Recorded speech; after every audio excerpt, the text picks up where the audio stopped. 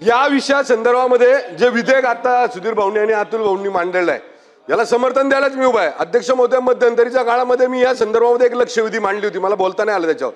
थोडक्यात एक दोन तीन प्रश्न मी विचारले होते। अध्यक्ष महोदय, माझ्या परिसरामध्ये या दारूबंदी संदर्भामध्ये काही तक्रारी होत्या त्याच्यावर इथं या सभागृहामध्ये त्या संबंधित विभागातल्या मंत्र्यांनी ती दारूची दुकानं बंद करण्यासंदर्भातले आदेश त्या विभागाला दिले होते।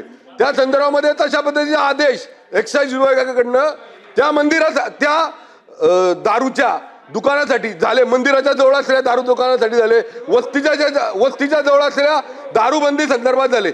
अध्यक्ष महोदय, ती दुकानं बंद झाली, त्याच्यानंतर ही दुकानं कायद्यामध्ये परत एकदा चालू करण्याचे आदेश आपल्या काही एक्साइजच्या वरिष्ठ अधिकाऱ्यांनी दिले। ती दुकानं परत चालू झाली, त्या परिसरातले परत नागरिक आमच्याकडे आले।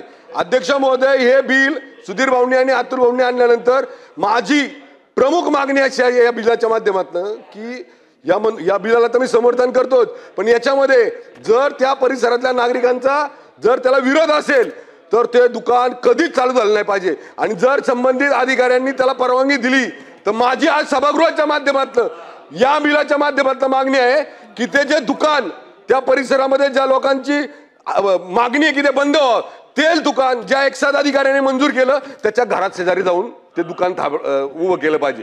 त्या बिल्डिंग मध्ये त्याच्या ज्या एक्साइज अधिकाऱ्यांनी ते मंजूर केले त्या एक्साइज अधिकाऱ्याच्या घरा शेजारी ते दारूचं दुकान उभं केलं पाहिजे। अशा प्रकारची कायदा त्या ठिकाणी आणला पाहिजे। सन्माननीय मंत्री महोदय,